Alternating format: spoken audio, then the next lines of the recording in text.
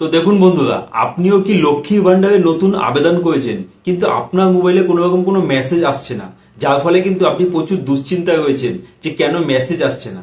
তো বন্ধুরা, আজকের ভিডিওতে কিন্তু আমি আপনাদেরকে এই যে আপনার মোবাইলে মেসেজ কেন আসছে না তার জন্য দুটি এমন কারণ বলবো, যার মাধ্যমে কিন্তু আপনারা বুঝতে পারবেন যে আপনার মোবাইলে কিন্তু মেসেজগুলো কেন আসছে না।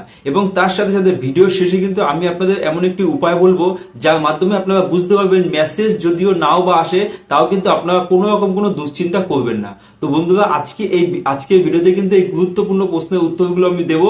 ভিডিওটি খুব খুব গুরুত্বপূর্ণ হতে চলেছে প্রত্যেকটি মা বোনেদের জন্য পশ্চিমবঙ্গের। তো আপনারা কিন্তু সকলেই শেষ অবধি আমার সঙ্গে অবশ্যই থাকবেন। চ্যানেলে নতুন হয়ে থাকলে অবশ্যই চ্যানেলটিকে সাবস্ক্রাইব করে পাশে থাকা বেল আইকনটিকে প্রেস করে অল নোটিফিকেশনটিকে অন করে দেবেন এই ধরনের ইনফরমেশন সবার আগে দেখার জন্য। তো বন্ধুরা দেখুন, আপনি হয়তো দেখা যাচ্ছে যে লক্ষ্মী ভান্ডার আছে সেখানে কিন্তু আবেদন করেছেন, কিন্তু দেখা যাচ্ছে যে আপনার কাছে কিন্তু কোনো রকম কোনো মেসেজ আসেনি, সেক্ষেত্রে কিন্তু আপনি প্রচুর দুশ্চিন্তার মধ্যে রয়েছেন। তো বন্ধুরা, এক্ষেত্রে কিন্তু প্রথম যেটা হতে পারে সেটা হচ্ছে কি, আপনি যে মোবাইল নাম্বারটা কিন্তু দিয়েছেন লক্ষ্মী ভান্ডারের ফর্ম ফিল আপ করার সময়, আপনি তো ফর্ম ফিল আপ করার সময় নিশ্চয়ই আপনার মোবাইল নাম্বারটা ফর্মে লিখেছেন। তো যেই ফর্ম ফিল আপ করার সময় যে মোবাইল নাম্বারটা দিয়েছেন সেটা হয়তো ঠিকঠাকই দিয়েছেন, কিন্তু দেখা যাচ্ছে যে সেই মোবাইল নাম্বারটা কিন্তু আগের থেকে ইউজ হয়েছে মানে দেখা যাচ্ছে আপনার পরিবারে আপনার মা হোক বা অন্য কোনো সদস্য কিন্তু সেই মোবাইল নাম্বারটা কিন্তু ব্যবহার করেছেন, তার ফলে কিন্তু আপনার কাছে মেসেজ আসছে না। তো বন্ধুরা, আমি কিন্তু আপনাদেরকে জানিয়ে রাখবো যে লক্ষ্মী ভান্ডারের ক্ষেত্রে কিন্তু একটি মোবাইল নাম্বার কিন্তু একজনের ক্ষেত্রেই ব্যবহার করা সম্ভব, দ্বিতীয় ব্যক্তি কিন্তু সেই মোবাইল নাম্বারটা ব্যবহার করতে পারবে না। তো এক্ষেত্রে আমি আপনার প্রথম কন্ডিশনটা যেটা বললাম, হয়তো আপনার মোবাইলটা আগের থেকে এখানে দেওয়া আছে, সেক্ষেত্রে কিন্তু আপনার কাছে কোনো রকম কোনো মেসেজ আসবে না।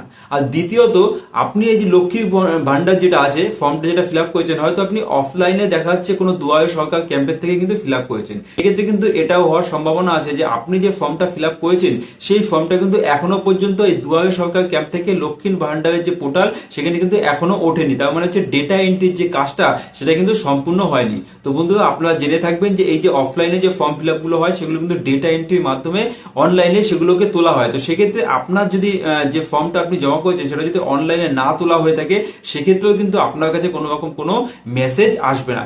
এবার আমি আপনাদের বলবো যে যদি কোনো রকম মেসেজ নাও আসে তাও আপনাদের কোনো দুশ্চিন্তা হবে না কি করে। তো বন্ধুরা দেখুন, সেক্ষেত্রে কিন্তু আপনি আপনার আধার নাম্বার অথবা আপনি আপনার এই মোবাইল নাম্বারের মাধ্যমে কিন্তু আপনার যে স্ট্যাটাসটা আছে সেটা কিন্তু খুব সহজেই চেক করে নিতে পারবেন। এবং স্ট্যাটাসটা যদি আপনি লক্ষ্মী ভান্ডারে চেক করে নিতে পারেন, তাহলেই কিন্তু আপনি বুঝতে পারবেন যে আপনি যে আবেদনটা করেছিলেন সেই আবেদনটা এখন কোন পর্যায়ে রয়েছে। এবং তার সাথে সাথে আমি কিন্তু আপনাদের এটাও জানতে চাইবো, আপনারা যদি স্ট্যাটাস কি করে চেক করে সেটা না জানেন, তাহলে কিন্তু আমি একটি ভিডিও লিংক ডেসক্রিপশন বক্সে দিয়ে দেবো, যেখানে কিন্তু আমি সম্পূর্ণ পরিষ্কারভাবে একদম সহজ সরল ভাষায় কিন্তু বুঝিয়ে দিয়েছি আপনারা কিভাবে স্ট্যাটাস চেক করবেন। তো সেই ভিডিওটা গিয়ে আপনারা দেখে নিতে পারেন, তাহলে কিন্তু আপনারা আপনাদের স্ট্যাটাসটা চেক করে নিতে পারবেন এবং আপনাদের কাছে কোনো রকম মেসেজ না আসলেও কিন্তু আপনারা নিশ্চিন্তে থাকতে পারবেন। তো বন্ধুরা, ভিডিওটি যদি ভালো লেগে থাকে অবশ্যই ভিডিওটিকে একটি লাইক দিয়ে বেশি বেশি করে শেয়ার করে দেবেন। ধন্যবাদ।